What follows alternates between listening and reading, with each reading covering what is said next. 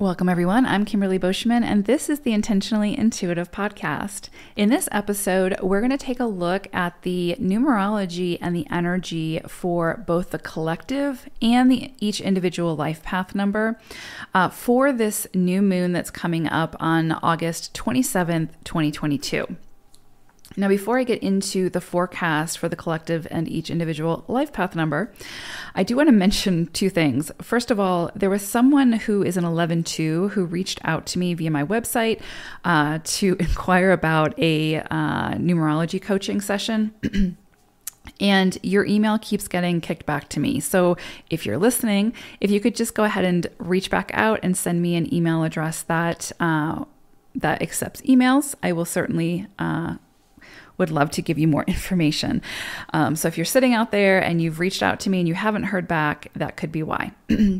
Okay, for the rest of you, this of course is a general reading, a general forecast. If you would like a personalized reading where we'll take a look at your personal energies, your personal numerology, go ahead and book some time with me. I would love to work with you. I have a variety of options available on my website with a variety of price points. So you should be able to find something that suits your needs at this time. And again, I would just love to work with you. So let's go ahead and take a deep dive into this numerology and these energies. So we are really looking at the energies of the 9 and the 23-5. And that 23 is significant. So I'm going to spend a little bit of time on that as we move through the forecast. Okay, so collectively, this new moon with such strong 5 energy is bringing about, I hate to say it, but more change and transformation. Or it could bring about new opportunities, right? So regeneration. So new opportunities for growth, expansion, encouragement to experience life in a much bigger way, and or getting yourself out into the community or the world in a big way, or at least your work, right? Or your creative projects, your creative influence, your creative, life force that is an extension of you. So the most potent energies of this new moon are the 9, which I'll talk about in just a moment, and the 23-5. So the influencing energy of the 23 is really significant with this 5 energy because it highlights the areas of relationships coming together, mending or healing what has potentially been broken, or becoming the observer to gain greater perspective before taking action and without taking sides. So even though this is 5 energy, again, we're working with 23 energy, which is that of the 2 and the 3. So we see this sort of balancing relationship coming together, mending, healing kind of energy of the 2, right? As well as this big social, creative, and communicative energy of the 3. Combine the 2, the 3, and the 5, and we have sort of this melting pot of just huge, transformative, sensory, enriching, freedom-loving, creative, self-expression with a focus on relationships and how our work and our actions can influence or potentially impact others. And then with that awareness, choosing how we sort of move forward with that energy. Because again, the energy can always be present, but it's how we as individuals choose to work with that energy that makes the difference. So again, this is going to be a very social energy. So when I say relationships, quote unquote, I'm really referring to any relations with others beyond self. And again, then we've got that 9 energy, again, which looks beyond self into a greater purpose, right?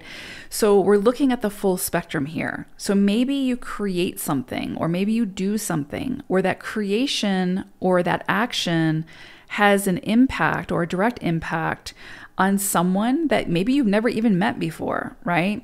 The project or the creation becomes the bridge between the two of you. So again, it could be something where it's got a significant impact on someone that you've never met. or on someone that you have met. But there's just keep that in mind, because, there is some level of responsibility to that in our output, right? In what we put out and what we present to the world. With that being said, of course, we don't want to have to police our creative self-expression or sort of overly monitor it. So, because then the creativity suffers, right? And you sort of lose that spark. However, you can also ensure that what you're putting out into the world comes with it your integrity and your intention for good. You do have control over that. We do have control over, again, our intention, what we put into whatever this is, how we go about creating it, the ingredients that we use to create whatever this is. How another person internalizes that, or what they take away from it, or what they do with it, of course, is beyond your control, right? But we always have control over our own integrity and our own intentions. And we know when they're good, and when they're not so good.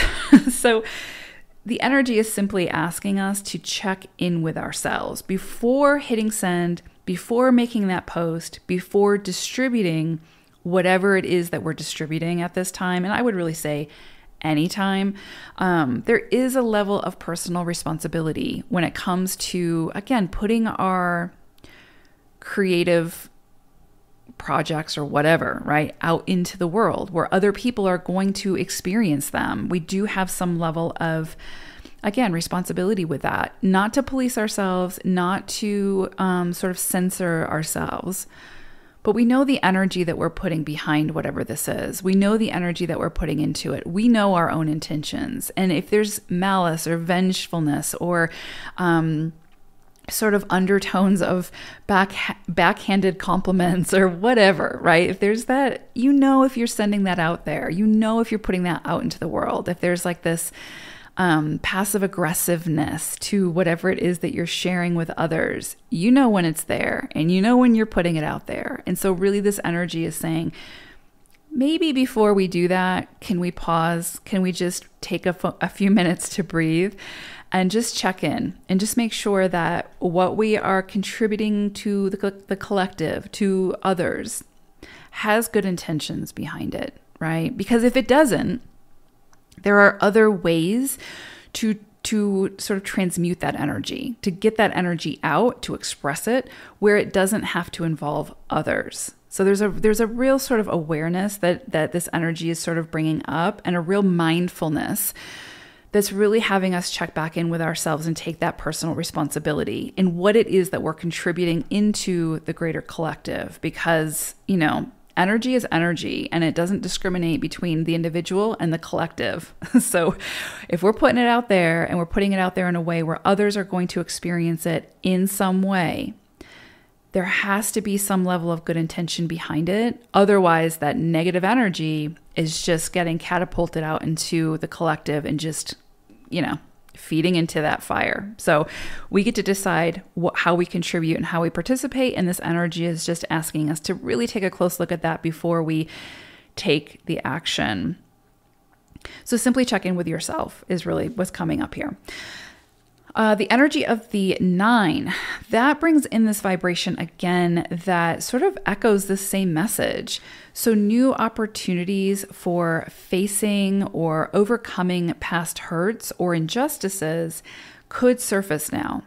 9 energy, when it's in its higher octave, is a very non-judgmental, very compassionate, understanding, kind energy that's interested in taking action around deeds or services that aim to help or promote positive influences for the greater community or the greater good. So this isn't doormat energy, right? This isn't victim mentality. It's not promoting sort of, getting walked all over and being taken advantage of and allowing yourself to be taken advantage of and all of that. It's promoting really self-empowerment and the empowerment of others. Right? That's supported under 9 energy. 9 energy isn't going to do it for you, right? It's not going to come in and be like, okay, I'm going to do this for you. That's martyrdom. That's that's saying you're not capable of doing this for yourself, so let me do it for you. And that's actually disempowering for the other person. 9 energy is coming in and saying, I know you've got this. I know you can do this. Let me support you. Let me help you find the ways to do it so that you can do it for yourself. That's really that humanitarian energy. And that's ultimately at the core of humanitarianism, right? Is saying, you have what you need to do this. Let me help you remember. Let me help you find that within yourself so that you can do it for yourself, so that you don't need to rely on another person to do it for you. Not to say you can't work and collaborate with others. That's a different thing, right? We're talking about empowerment and disempowerment. So there is no victim mentality with this 9 energy that's coming in. It's saying, how can we, the work that we put out there, how can we make sure that it is empowering for others, or has the potential to, right? Like if you're doing a teaching or something like that, is what you're offering something that will help that individual gain access to their own inner strength, their own inner gifts, whatever it is, so that again, they can find their own self-empowerment. There's a lot that kind of goes into this energy, and I think you're going to feel that, as I think we're all going to feel it as we move through this this illumination. I think it's important to also mention that 9 energy is, in its higher octave, is non-judgmental. So it's not going to sort of assist and then judge how you do it, right? It's like it's going to allow you to do it however you feel called to do whatever this is. It's going to look at your strengths and help you to build upon those strengths. So again, that you can work alongside of others rather than expecting someone else to do it for you, or you expecting to do it for someone else. Okay, I think I've said enough about that, but that's really what's coming in so strongly with this 9 energy. 9 energy is going to see the potential and the capabilities in everyone, and it strives to help others see it within themselves so that they can access that light and start working with that light and sharing it. 9 energy is very, very selfless energy in this way, right? So again, it's not selfless to where we again, become a doormat or allow others to take advantage of us. It's selfless in the way that it is not going to try to disempower somebody else by trying to control or manipulate that person to do whatever the thing is for them, okay?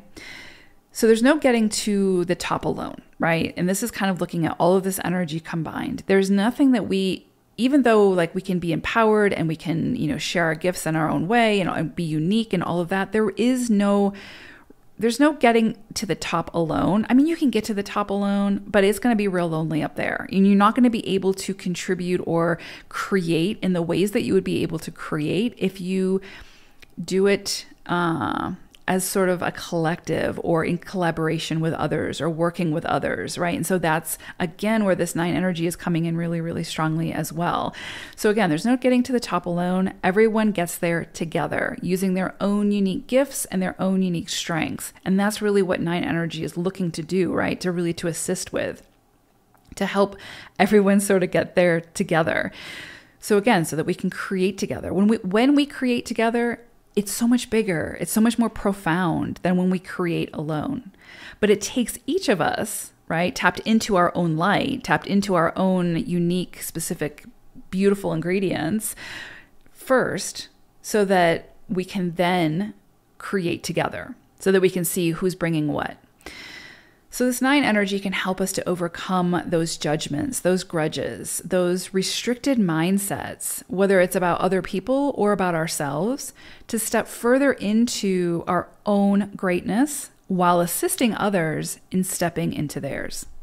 So much synergy, just so much synergy and collective partnerships really being highlighted under this illumination. It's really incredibly beautiful energy. And then on top of that, we're working with the 6 universal energy for 2022. So it's just so much about collective energy, unconditional love, working together, seeing the other person's divinity, and just all the yumminess, right? It's there. The energy is there, but we have to take advantage of it. We have to work with it. Okay, so let's go ahead and take a look at each individual life path number now. 22 4s. So for you all, there is this undercurrent energy of the 4 and the 9. And so really it's kind of you're working with your core life path number, which is the 4. Of course, the 22 is an extension of that energy, right? So you've got this undercurrent energy of the 4, and then you've got this energy of the 9. So this is an energy of things sort of blossoming and bearing fruit. And this can be sort of the start of a very promising period within your life. However, we still have that 4 energy. And so, which I know you're very, very familiar with because it's your life path energy. But the 4 energy is present to sort of bring in the reality check.